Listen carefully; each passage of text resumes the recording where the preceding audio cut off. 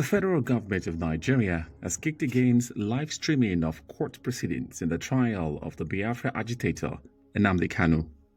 The federal government, through its lawyer, Chief Adeboyega Awomolo San, kicked against a request made by Kanu's family for live streaming of the proceedings.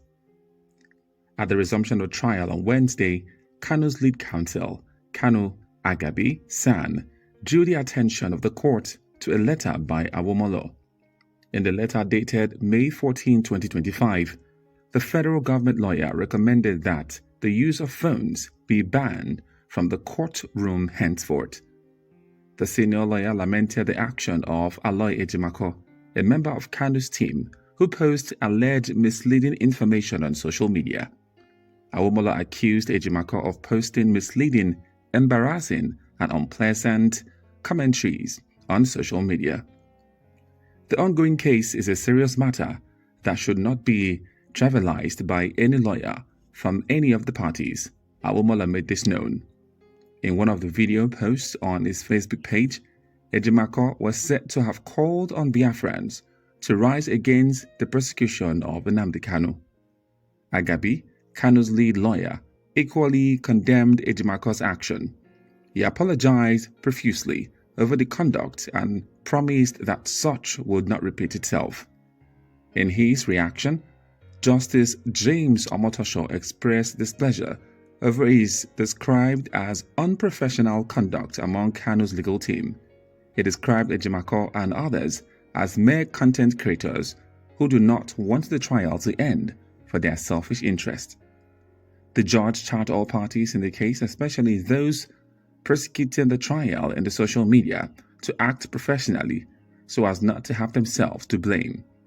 He particularly warned Aloy Ejimako to stop such conduct that may warrant the disbarring of a lawyer. Ejimako even have the audacity to post the approval list of counsel for Kanu Nnamdi on his Facebook page, the judge observed.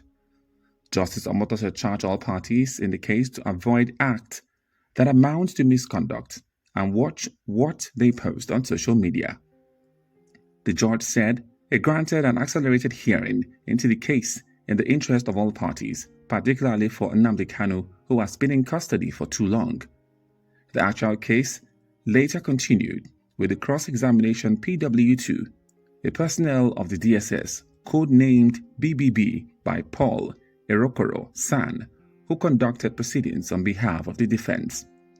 On whether the DSS can be influenced by politicians or ministers, the witness stated that the agency is under the Office of the National Security Advisor, ONSA.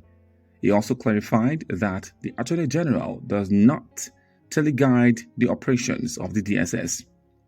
Asked on the mode of intelligence gathering by the DSS, the witness noted that the sources are many, including human and social media, among others.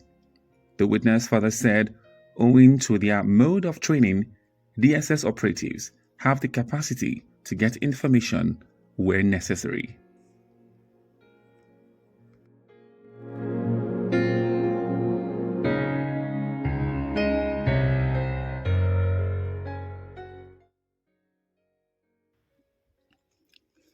The Department of State Services (DSS) has distanced itself from the controversial arrest of the leader of the Indigenous People of Biafra (IPOB), Nnamdi Kanu, in Kenya, insisting its operations are limited strictly to Nigeria's territorial borders.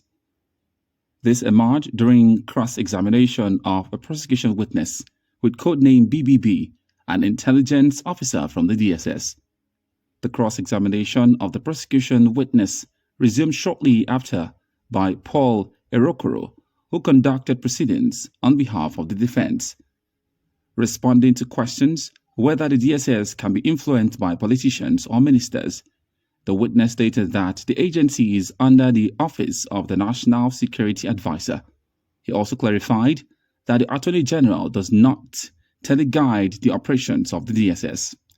Asked about the mode of intelligence gathering by the DSS, the witness noted that the sources are many, including human, social media, among others. The witness further said that, owing to their mode of training, DSS operatives have the capacity to get information when necessary. Probed further, the witness said he was told by Nnamdikanu that he was kidnapped from Kenya and returned to Nigeria in 2021. On allegations that the DSS carried out the act, Mr. BBB stated that the agency lacks the powers to effect arrest beyond Nigeria's borders. The witness, therefore, restated that Kanu, via his Radio Biafra broadcast, incited violence, including during the EndSARS protest in 2020. The witness added that the defendant expressed readiness to make Biafra possible by all means, including war. Mr. BBB stressed that the inciting comment made by the IPOB leader led to the burning of a police station in Ebonyi State, a Lagos State High Court, and the cargo shed of the Murtala Mohammed Airport in Lagos. At some point during cross-examination, Paul Erokoro sought adjournment, informing the court that there is a video clip that the defense seeks to tender. He asked for some time to make that possible. Meanwhile, the court admitted as evidence certified true copies of judgment of 3 fundamental rights enforcement lawsuits instituted by Nnamdi Kanu. These are those of the Abia State High Court, Federal High Court Umuahia Division, and another by the High Court of Enugu State. Just before the commencement of the cross-examination, the trial judge warned against live streaming of court proceedings and negative use of social media in the trial, sounding a note of warning against Aloy Ejimako, a member of the defense team, and others that were in the habit of posting live stream and court documents on social media. The day's proceedings began with lead counsel for the defense, Kanu Agabi, informing the court of a letter by the lead counsel for the prosecution, Adeboyega Awomolo, about illegal live streaming of court proceedings. He recommended that phones be banned from the courtroom. He lamented the action of Aloy Ejimako, a member of the defense team, who posts misleading information on social media. He said the case is too serious for anyone to trivialize in the manner that it's been doing.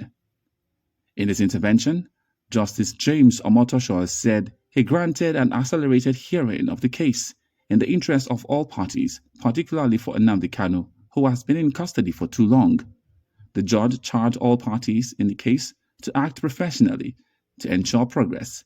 He further warned Ejimako to stop such conduct that may warrant the disbarring of a lawyer. Justice Omotosho, therefore, charged all parties in the case to avoid acts that amount to misconduct and watch what they post on social media. Justice James Omotosho subsequently adjourned the case till Thursday, 22 May, for the conclusion of the cross-examination of the second prosecution witness.